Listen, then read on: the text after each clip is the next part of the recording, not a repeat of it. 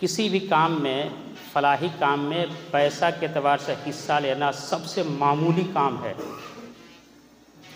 क्योंकि इस ज़माने में पैसा कमाना बहुत मामूली काम है। अगर मामूली समझें तो बहुत मामूली है। सबसे बड़ा योगदान जिसे कहा जाता है, सबसे बड़ा योगदान है अपने वक्त की कुर्बानी देना किसी भी काम के लिए। यही किसी के पास नहीं है।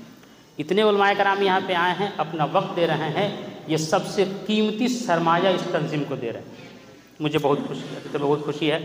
मुझे खबर मिली कि फिर 29 तारीख को प्रोग्राम है और मोहनिफ साहब से भी रब्ता हुआ। उन्होंने कहा, मैं कहा इंशाल्लाह मेरी भी शिरकत होगी। कहीं के भी उलमाए कराम करें तो ये बहुत बड़ी बात है, और जब उलमाए सारन कर रहे हैं तो ये मेरे लिए फ़ख्र की बात है। अब मैं थोड़ा दूर समझा जाता हूँ, सिवान में रहने लगा हूँ तो, लेकिन हूँ तो छपरा ही का। बहरहाल तंजीम चलनी चाहिए और उलमाए कराम को भी जैसे आज शामिल हैं, तमाम उलमाए कराम को इसमें शामिल होना चाहिए। और मैं तो कहूँगा कि जितना फ़ंड का इंतज़ाम है वो उलमाए कराम को ही करना चाहिए, ताकि आवाम को भी लगे कि जब ये लोग कर सकते हैं, अब तक तो हमसे मांग मांग के करते रहे, अब ये कर रहे हैं तो बेहतर है। तो उलमाए कराम इस फ़ंड का इंतज़ाम करें। कई एक मकासद के ताल्लुक़ से मुफ्ती साहब की बिला से मेरी बात हुई, डिस्कस हुआ, तो उन्होंने बताया कि ये मकसद एक मकसद उन्होंने बताया था जो इस पम्पलेट में नहीं है, जो मैं पढ़ रहा था। चूँकि हम कोई भी फलाही काम कर रहे हैं तो आवाम के लिए कर रहे हैं। जो कुछ हमारा स्टेप होगा आवाम की भलाई के लिए शरई तौर पर, तो आवाम की भलाई के लिए करने के लिए हमें आवाम से जुड़ना होगा। और आवाम से जुड़ने के लिए सबसे बेहतर जो कड़ी है वो अइम्मा हजरात हैं। मैं समझता हूँ कि तमाम ब्लॉक्स जो छपरा डिस्ट्रिक्ट में हैं, हर एक ब्लॉक में, बड़ा ब्लॉक हो तो 2 और एक ब्लॉक हो तो एक नगरा मुकर्रर कर दिया जाए। उनका काम होगा तमाम मसाजिद के अइम्मा को इस तंजीम से जोड़ना, ताकि सब लोग आएँ। जब उनसे जुड़ेंगे, जब उनसे हमारा ताल्लुक़ होगा तो आवाम से होगा। इससे क्या फ़ायदा होगा कि अगर हमें कोई न्यूज़ सर्कुलेट करना है, कोई अच्छी बात लोगों तक पहुंचानी है, तो उसका सबसे बेहतर वक्त जो होता है वो जुमा में ऐलान होता है। अगर तमाम उलमा से हम जुड़े रहेंगे तो 1 मिनट या 10 मिनट के अंदर एक ख़बर पूरे ज़िला के आवाम तक पहुंच जाएगी। और इसके लिए उलमा से जो अइम्मा हज़रात थे उनसे जुड़ना ज़रूरी है।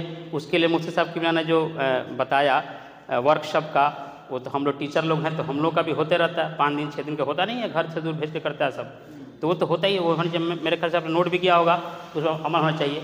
और जब अइम्मा हज़रात से जुड़ेंगे तो उसमें एक फ़ायदा ये होगा कि जब उनके ज़रिए आवाम हमसे जुड़ेगी तो धीरे धीरे आगे बढ़ के ऐसा माहौल बनाया जाए कि पूरे छपरा ज़िला में जहाँ भी मस्जिद में इमाम की तैनाती होनी हो वो इस मरकज़ की यानी तंजीम के ज़रिए हो। ये थोड़ा वक्त लगेगा इसमें, और उसके लिए अवाम यहाँ कांटेक्ट करे कि हमारे पास इमाम की ज़रूरत है। जो इमाम थे वो क्यों चले गए, उनके एक डॉक्यूमेंट्री हमारे यहाँ इस तंजीम में तैयार टाइप के आदमी है कि नेगेटिव रिपोर्ट है तो फिर कभी भी इस ज़िला में उनकी तैनाती ना होने पाए। और दूसरा जो सबसे अहम मामला होगा इसमें वो ये होगा कि कहीं भी जब इमाम देना होगा हमारी तंजीम को, तो वो पढ़ा लिखा इमाम मुंतखब करेंगे। हमारी तंजीम तो कुछ टाइप में काम करती नहीं है। आवाम तक जो हम नहीं पहुंच पाते हैं मसलकी एतबार से, या हम जो पीछे होते हैं मसलकी एतबार से, उसके पीछे की वजह सीधे इमाम है। अगर कोई इकामत में खड़ा हो गया, बीचे में पहले ही खड़ा हो गया, तो अब इमाम साहब इस काबिल होने चाहिए कि जुमा की नमाज के बाद खाना खाने के पहले उसको बैठा के कुछ दलाइल के ज़रिए बता सके कि आपको कब खड़ा होना है, वहीं बात ख़त्म हो जाएगी। ऐसा नहीं होता। सच्ची बात यह है, मैं महसूस करता हूँ कहीं कहीं तो ऐसा होता है कि नमाज दोहरानी पड़ जाती है।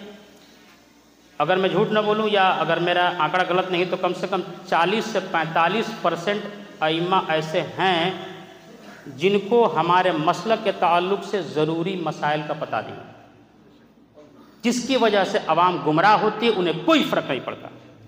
तो इस मकाम तक पहुँचने में हो सकता है 2-3 साल लग जाए, लेकिन शुरुआत कहीं ना कहीं तो करनी पड़ेगी। अब तालीम की बात करेंगे, जैसे हाजी साहब की बिला ने कहा, हम कहीं नहीं है। सच्ची बात यह है कि रियली में हम कहीं नहीं हैं। हम 2 एकेडमी काम किए हैं, उसको बेहतरी के लिए हम सोचे कि हम कहाँ जाएँ जानकारी के लिए, फर्दर एजुकेशन के लिए कहाँ मालूम करें पूरे इंडिया में, तो हमें कहीं नहीं मिला सिवाय शाहीन के। हम गए 2-3 बार, हम बिदर जा चुके हैं, वो तो हमारे अपने नहीं हैं।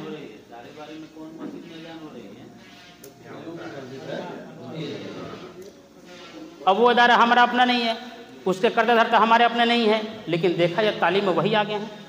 वो उनको डॉक्टर बनने की मशीन कहा जाता है। एक मीटिंग्स हुई, पूरे हिंदुस्तान के मदारिस को उलमा को वहाँ बुलाया गया। मुझे बुलाया तो नहीं गया था, मैं चुपके से चला गया था। मालूम चला कि 164 मदरसे के उलमा वहाँ पे हैं, लेकिन कोई उस टाइप के नहीं है जो जिनका लेवल दुनियावी तालीम के एतबार से उस टाइप का हो जो वहाँ पहुँच सके। बहुत मैं तो इतना खुश हूँ, और मुझे पता भी नहीं था कि मुझे यहाँ खड़ा होना पड़ेगा, तो ये तो एक्सीडेंटल खतीब हो गया मैं। तो मैं बहुत खुश हूँ कि ऐसा हो रहा है, और इससे बड़ी खुशी कि उलमा कर रहे हैं। तो और बहुत सारे यहाँ पे मशवरे आए होंगे, सब पर धीरे धीरे काम होगा। मैं जानता हूँ कि इतने सारे काम करने को हैं, इतने सारे काम करने को हैं कि गिनाएंगे तो फिर कापियाँ भर जाएंगी और काम ख़त्म नहीं होगा।